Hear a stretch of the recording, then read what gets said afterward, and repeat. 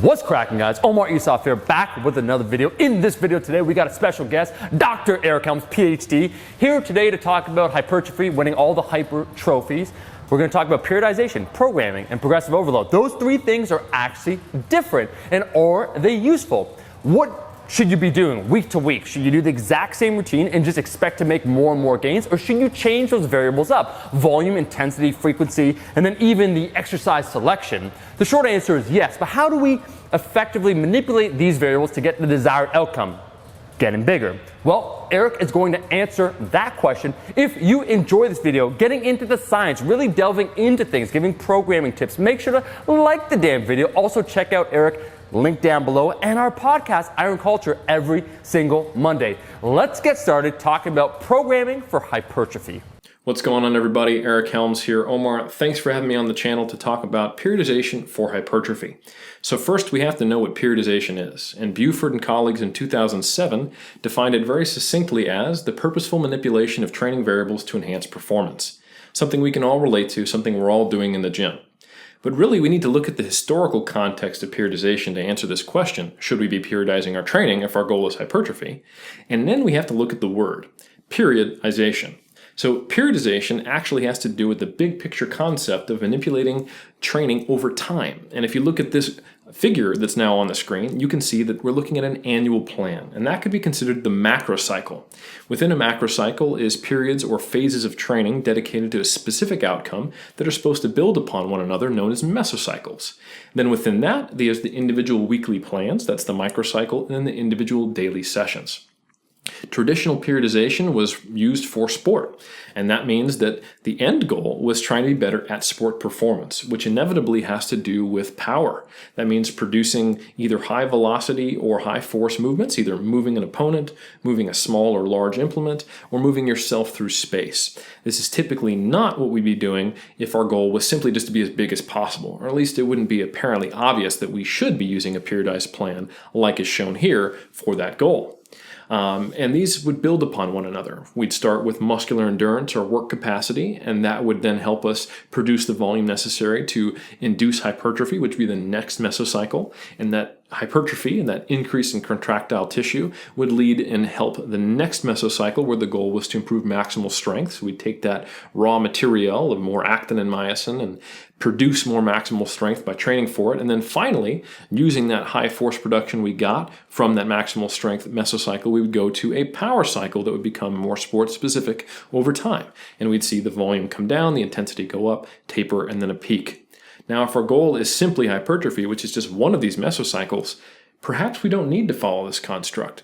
And actually, the research would support that.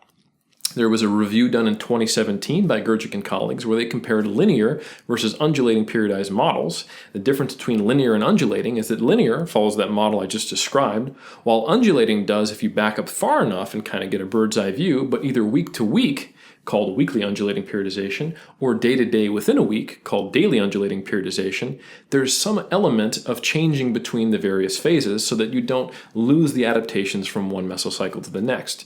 So for example, at the beginning of a daily undulating model, you might follow 3 sets of 12, then 3 sets of 10, then 3 sets of 8 on Monday, Wednesday, Friday, and at the end, you might do 3 sets of 6, 3 sets of 4, then 3 sets of 2.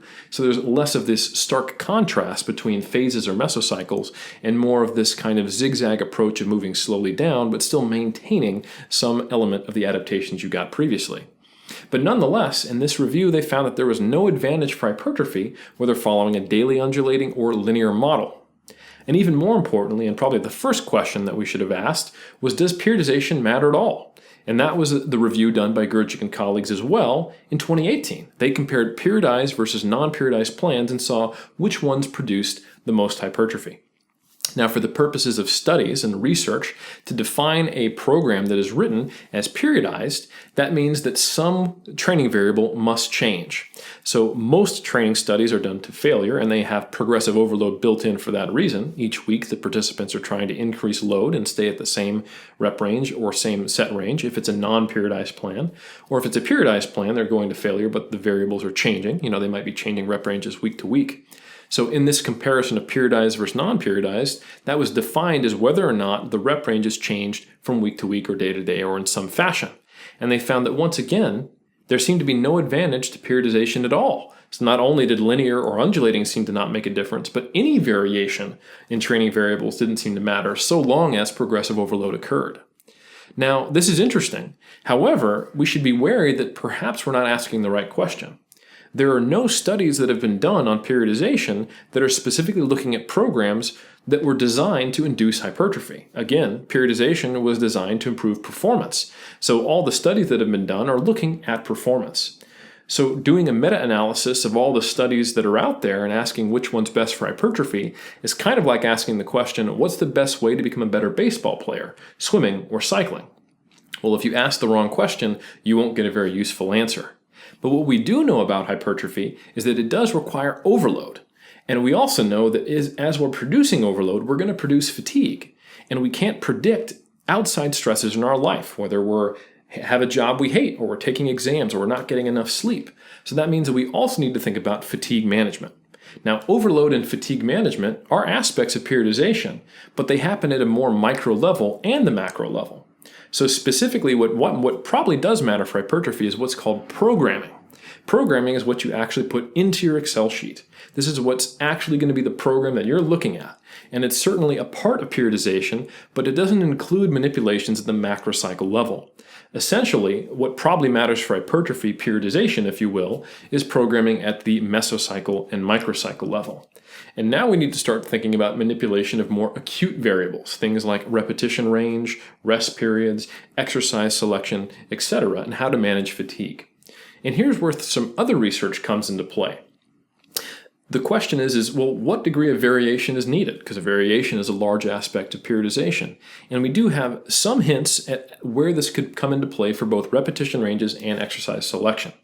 So the first study I want to make you aware of is one by Fonseca and colleagues, where they compared either doing just Smith machine squats or Smith machine squats and 3 other lower body exercises with an equal amount of volume. And they found in the groups that were doing 4 lower body exercises, they got more uniform hypertrophy across all heads of the quadriceps, rather than just the same global hypertrophy, but probably biased towards the heads of the quadriceps that contributed most to the Smith machine squat. So it probably makes sense for us to have some element of exercise variety if our goal is hypertrophy rather than performance. And that means that we're going to have to somehow have some type of system of including enough exercises and rotating them in some fashion. That doesn't mean that we're losing our skill or proficiency with them, but still has them in the mix so that we can maximize hypertrophy in all regions and every head of every muscle. It's also important to point out that there's a study by Kroll and colleagues where even within the same movement, looking at just a barbell bench press, increasing the load on the bar changed the contribution of the synergists. So you saw, for example, as the load went up, a greater contribution of the triceps, but a similar contribution of the pectoralis major. And this probably happens in other movements for other muscle groups as well. So now we have a rationale for actually changing the load on the bar. And as we change load on the bar, we therefore necessarily have to change our rep ranges. So that means there's a strong case for us changing rep ranges and having a fair amount of variety within exercises. Now, this is where we have to start to get a little bit of speculation involved. The jury is still out as to whether or not we can get preferential slow twitch and fast twitch fiber hypertrophy. As a real quick aside, a slow twitch fiber is a more fatigue-resistant fiber that can be activated and produce force for longer, but it's not as powerful and it doesn't have as high of a threshold before it's activated like a fast twitch fiber, which is typically reserved until you're hitting fatigue, or you have to produce a high-velocity movement, or you have to lift something very heavy. And over time, many people have speculated that perhaps if we trained in both high rep to failure training and then low load heavy training and across that full spectrum, we would ensure that we'd get complete hypertrophy across both slow and fast twitch fibers. And while this hasn't been shown conclusively, it at least makes some sense that you probably should be doing this, or at least covering your bases and training across all those spectrums. And additionally, there's that study I mentioned by Kroll and colleagues that shows that the synergist involvement in movements changes as the load goes up or down. So if we want to ensure global hypertrophy, we probably want to use different rep ranges. And the final speculative comment I'll make is one that I'm basically taking a cue from Greg Nuckols. As I've heard him discuss this with Eric Trexler on the Stronger by Science podcast, he speculated a number of times about why do we stop growing, which is a very interesting question. We know that the closer and closer we get to our genetic ceiling, the harder and harder it is to grow and the more we have to do to induce overload. But what is the actual bottleneck? One speculative reason could be, and there's no evidence to support this directly, but that perhaps our bone has some type of limiting signal that it sends to muscle size. If a bone doesn't feel it's strong enough to allow the compressive forces from a stronger and bigger muscle contracting, perhaps that's the limiting factor. Or maybe it's an issue of blood flow delivery and oxygen delivery. As a muscle gets larger, we run into issues of geometry, as Greg might say, and that perhaps we would be able to surpass that bottleneck if we had better blood flow. So therefore, you can make a case for some heavy axial loading, some heavy loading to induce more bone growth, or maybe even ballistic or plyometric training, and this is completely speculative to be clear, or perhaps even blood flow restriction training, or high rep training to failure, or with low rest periods to try to induce more microvasculature growth or better blood flow delivery. So for all these reasons, it might make sense to train across a spectrum of rep ranges. Now the question is, well, how should we do that? Maybe that's a case for undulating periodization. And this brings me to a study on the Hatfield system. So for those who aren't familiar, Fred Hatfield was a thought leader in the 80s and 90s and a scientist, Dr. Squat, and he did have a PhD, and he wrote some great books about the scientific rationale for bodybuilding, a true pioneer of his time. And he made the same arguments that it makes sense to train across a spectrum of rep ranges to maximize hypertrophy. And his system was based on training all of them in a single day. So for example, if you had a leg training session, you'd probably do some heavy squats, some moderate rep range other movement, and then some high rep range to failure supplementary movement. So you might do, say, heavy squats, moderate repetition leg press, and then leg extensions to failure, manipulating rest periods and tempo as well to make sure that every single fiber was trained in every region to maximize hypertrophy within that session. And in this study, the question was, well, does this need to be done in the same session, or would it be done better in a weekly undulating format? So essentially, they compared matched volume, matched repetition ranges, but distributed differently. So in the weekly undulating group, they would follow the heavy, medium, and light repetition zones week to week to week. And in the Hatfield system group, they would do it all in every single session. And over time, they actually found that there was no significant difference in the total thigh circumference or estimated muscle volume. So overall, we know that we probably need to include more exercise variety to get complete hypertrophy across the muscle.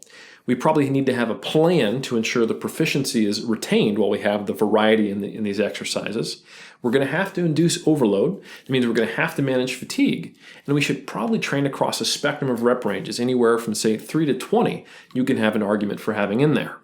So all those elements are actually part and parcel of periodization, so they should be included in your plan, but that's not necessarily meaning that you should have a muscular endurance phase, a hypertrophy phase, a strength phase, and a power phase. And how you set that up? Well, this is where the world is your oyster. Hypertrophy is a very forgiving adaptation. It's not the same thing as, say, power, which is very specific. You have to, if you want to get better at kicking a ball, you got to kick a ball. But if you want to get bigger muscles, you can train with higher volume, further away from failure, with a lower frequency, or you can train with a higher frequency, a little further away from, or a little closer to failure with low volume, or any manipulation of frequency, intensity, and volume can get you there, so long as it's progressive and follows all these tenets. So there's many ways to get there. I would generally recommend that if you don't have any training experience to look back on, if you don't have training logs that indicate what you respond best to, a general starting guideline would be anywhere between, say, 10 to 20 sets per muscle group, anywhere from 4, 5, 3, 2, or 1 RIR, repetitions in reserve, depending on how frequently you're training, with what total volume, and with what movements. And you want to be training anywhere in general in, say, the 5 to 15 rep range, with some work below the 5 rep range and some work above the 15 rep range. And you want to have at least a handful of movements per muscle group, and then have some type of plan to have proficiency retained in these movements in some type of cyclical manner to both manage fatigue and ensure that you're getting a stimulus to all regions.